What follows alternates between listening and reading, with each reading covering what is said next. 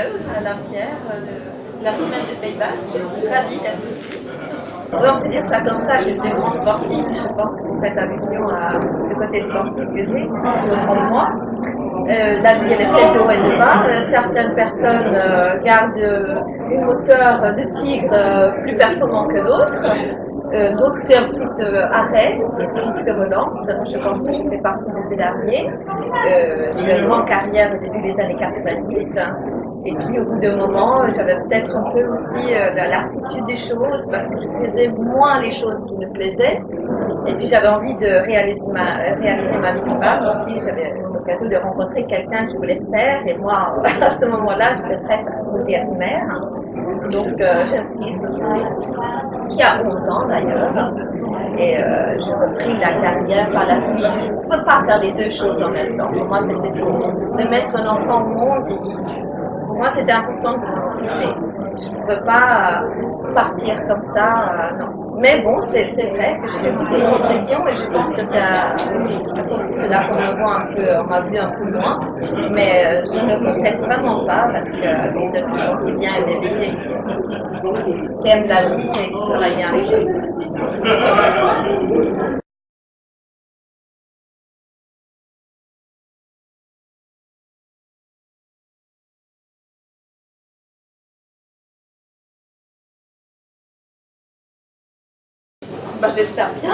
J'espère bien mettre le feu, bien évidemment.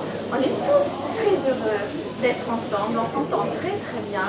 Je pense que c'est aussi une génération avec une certaine vision des choses, qui a vécu un peu la même enfance, même scolarité, même parcours, malgré qu'on vient des différents coins de l'Europe, même du monde, on va dire ça comme ça. Mais ça se passe super bien, le public il est génial. J'espère que ça va être aussi chaleureux ici, comme on a eu précédemment.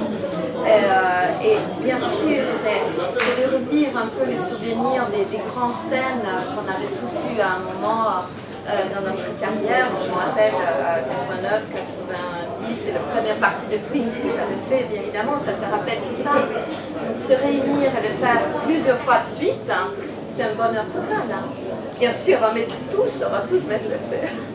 Pas seulement moi, tout le monde.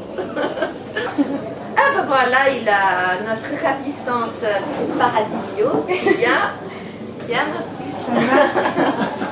Tu vas bien? Oui, et toi? Très bien. Tu es prête? Ben non, je ne suis pas encore prête. Pas encore, donc je vais m'apprêter. Elle est toute belle, toute prête. Ouais, elle est de toute façon, naturellement elle est belle, mais elle est plus jeune. Oui, tout à fait. Mais non, mais je vais m'apprêter juste après. Hein. Je suis venue voir ton frère accompagner une fille ici sur l'interview. Elle va mettre le feu aussi. Hein. Ben oui, on va essayer de... très sexy sur scène. Merci.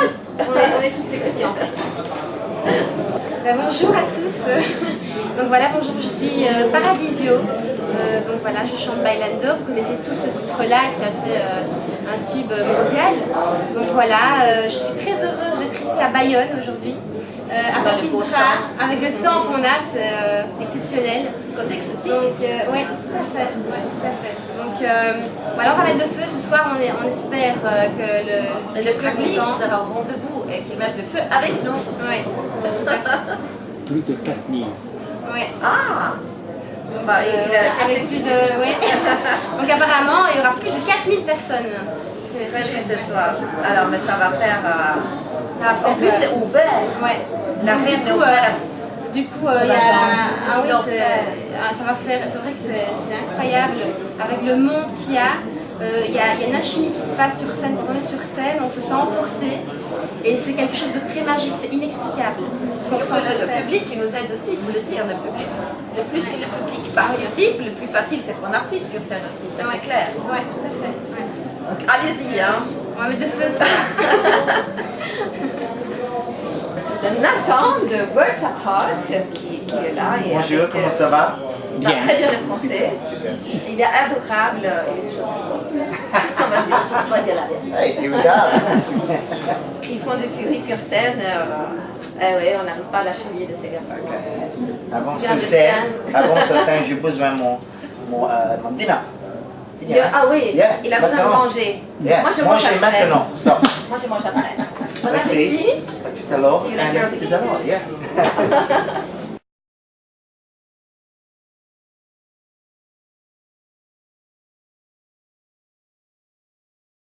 Lechty, De chroniqueur chez de Morandini. tout à fait, et Franck Bord, qui a donc fait La Plus Belle la Vie, il a été acteur dans La Plus Belle la Vie. C'est deux beaux garçons très talentueux, surtout très talentueux. On se marre bien, on s'amuse bien, l'alchimie passe vraiment merveilleusement. Et ça, c'est très important quand on fait de la scène en général et surtout dans une pièce de théâtre.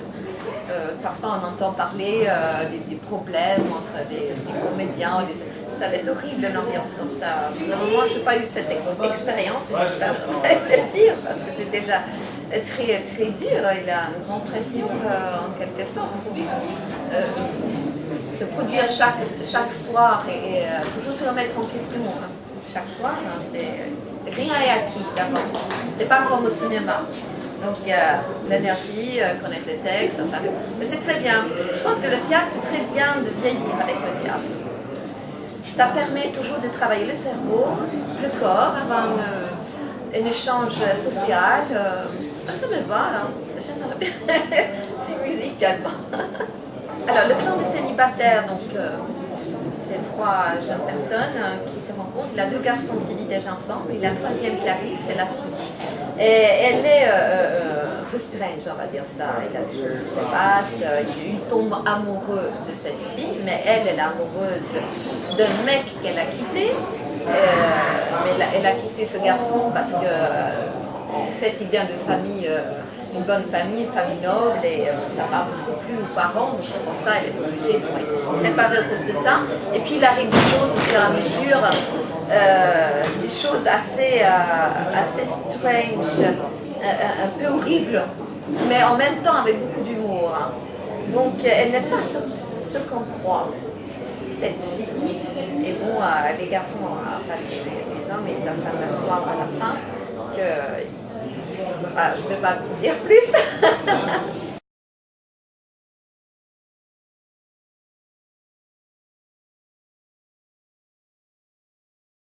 Tout à fait de Rafi Sharp, ma femme s'appelle Maurice. Rafi et moi on s'est rencontrés à l'ambassade de Suède à un moment et puis on a sympathisé et vraiment on rigole beaucoup ensemble. Et à un moment elle me dit écoute ma pièce, ma femme s'appelle Maurice qui a joué notamment avec l'Espagnol, etc. Ça a fait un grand succès en Argentine, ça a fait un grand succès en Finlande, mais je n'ai pas réussi à le faire fonctionner en Suède. Rafi Sharp m'a demandé donc de les traduire, enfin de faire l'adaptation. Il a beaucoup de recherches à faire parce que il faut reprendre une version française adaptée au suédois qui n'est pas tout à fait pareil, même si l'humour passe. Il a des jeux de mots, il a des mots à voir, à revoir, des endroits, des lieux, des chanteurs, des blagues. Donc j'ai passé un moment dans les bibliothèques, j'ai été aussi dans la librairie académique en Suède. Pour chercher et voir aussi certaines transcriptions justement qui étaient très importantes. Je commandais un livre idiomique aussi, pour moi je pense que ça va être important. Bon là je ne l'ai pas encore reçu donc je vais terminer la pièce comme ça, mais il y a encore des petites choses à revoir et puis il faut l'écrire en propre. Ça va prendre plus du temps que autrement.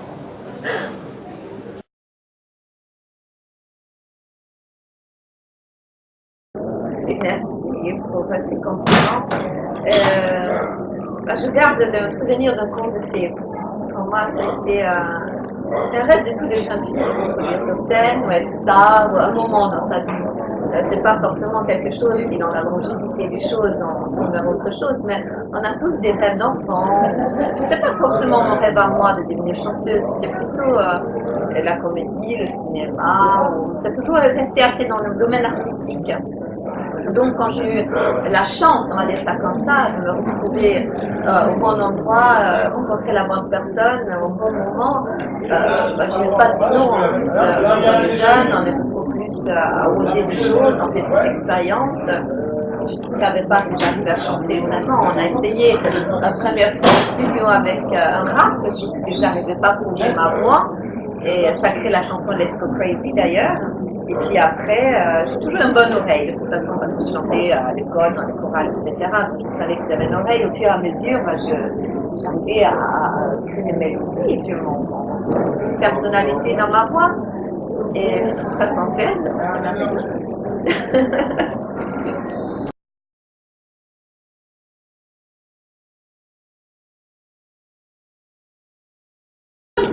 Mon père spirituel, mon mentor, qui m'a d'ailleurs découvert dans une discothèque, à l'époque c'était une discothèque nommée le Garage, Washington, et je pense que c'est d'ailleurs à l'inverse là où on s'est rencontrés aussi, donc Paris Nuit, l'école Nuit, enfin, moi j'étais très jeune, j'ai sorti, j'ai dansé, j'ai adoré ça parce que chez moi je n'avais pas les droits, je viens d'une famille assez conventionnelle, et c'est grâce à Paul Teclé,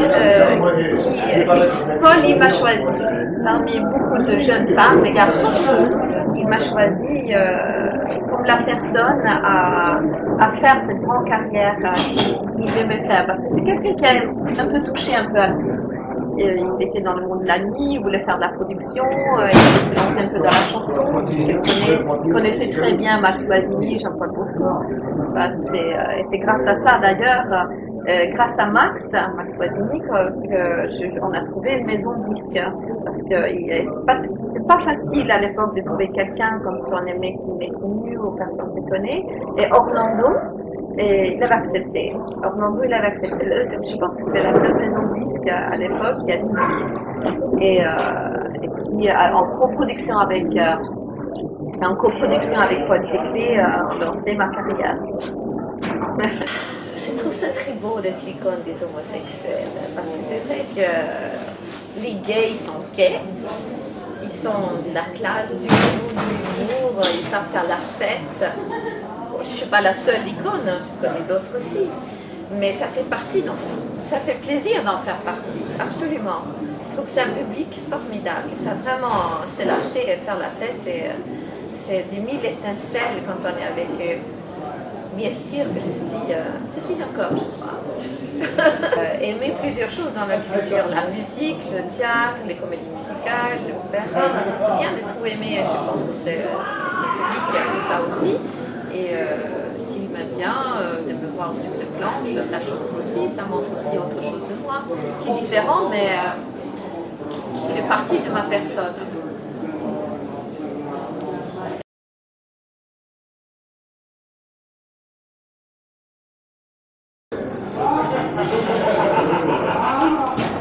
Bonheur, santé, l'amour, c'est l'essentiel de la vie. Aimer la vie, savoir lâcher prise parfois et s'amuser, c'est pour ça qu'on est là ce soir à Bayonne, c'est pour faire la fête ensemble, oublier tout ce qui est dans notre goût quotidien, qui nous agace ou qui nous rend malheureux. Voilà, il faut savoir prendre le temps à rire, bien rire, ça nous met des bons ondes, des bonnes choses dans nos corps et nos esprits et nos cœurs. C'est l'essentiel. Et ce soir, on va mettre le feu, on va faire la fête tous ensemble parce que c'est rempli ce soir. La musique va être à fond, les artistes bougent sur scène, les danseurs, les danseuses sont formidables. Vous allez voir, vous allez être dans un autre monde, dans un autre univers. Venez, let's go!